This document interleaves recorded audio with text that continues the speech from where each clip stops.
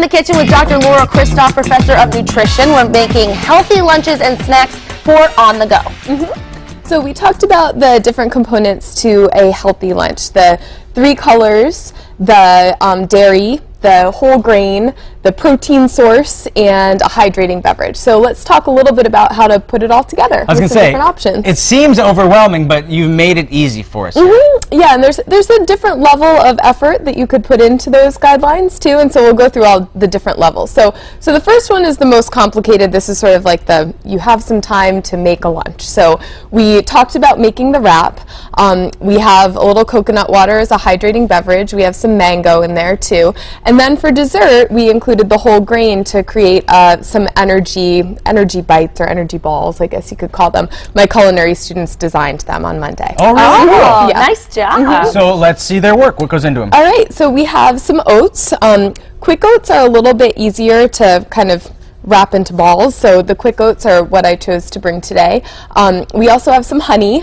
So local honey is great in the spring for trying to prevent allergies. Sort of works for some people. Yeah, but try it, because why not? But try it. Why not? What do you have to lose? Then I have a flax and chia seed mix here. They're ground up, and before this segment, we were just talking a little bit about grinding your flax and your chia in order to make sure you're actually getting the omega-3 fatty acids out of them. So otherwise, it might just shoot all the way through. yeah, they're pretty full of fiber. Okay. We'll leave it at that. Well, yeah. And then we have some coconut there, some unsweetened coconut, some chocolate chips, and then some sunflower seed butter.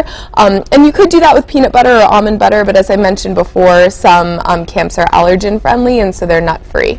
Right, so that's an alternative that you can use that is a safe alternative. Yep, exactly. And these are great for on the go, packed with energy and fiber and all the whole grain. Yeah, and they really kind of taste like a peanut butter cup or something. So they taste like dessert. So that's always fun too. I think a lot of people are going to be looking at these right now and thinking, well, I kind of want to send my kid off to camp or to school with just a good old energy bar. Right. But those can have some hidden consequences. Yeah, so a lot of energy bars have a lot of added sugar and some solid fats that might not be the best fats to choose. Whereas, if you're making something from scratch, this took me about 3 minutes to mix the ingredients together last night, and then you just roll them into balls, and it can get a little bit messy, but they're ready in 5 minutes or That's so. what soap and water's for. Yeah, right? totally. Okay, then we move on just to some fresh veggies. These are some snack ideas. Yeah, right? so this would be just a really simple, okay, I have 2 minutes to pack my child's lunch and I need to get the heck out the door. So we have a banana, we have a few different raw veggies, we have a yogurt, and then we have some granola that,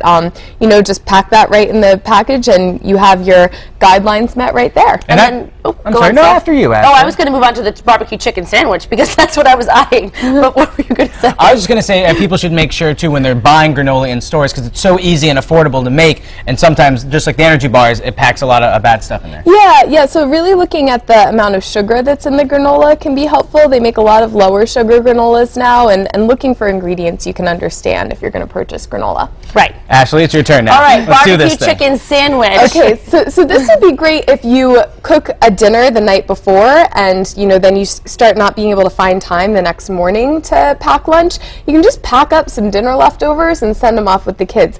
The problem is, and this is a really good example of things that are kind of like delicious and sort of wet and messy, right? So we have some coleslaw, we have some barbecue sauce over chicken, kind of classic barbecue sorts of things, with a little bit of cheese on there for the dairy, some bread for the grain, and an apple. One thing I would say, putting this all together, is that you want to make sure that you're keeping the wet ingredients separate. So that can be kind of fun if your kid wants to take some initiative and put together their own lunch. So you can kind of pack the bread, pack the chicken, pack the coleslaw, and then they can put it all together when they get to school. Right, so these little containers, the chicken, the coleslaw, and then they can assemble it nice and fresh, nothing gets soggy. Right, good to right. go. And lastly, look at how many colors are on this plate. I love it. Talk to us about this last one. Yeah, so this last one's super simple as well. It would require maybe a little bit of Sunday prep. After you buy all your fruits and vegetables, just cutting them up, putting them in some plastic baggies, then they're ready to go for the week. So there we have a little fruit salad with some green grapes. You could also do kiwis, are really pretty in there. Some plums and some mango. Then we have some celery sticks and some carrot sticks. We have your classic peanut butter and jelly or sunflower seed butter and jelly sandwich.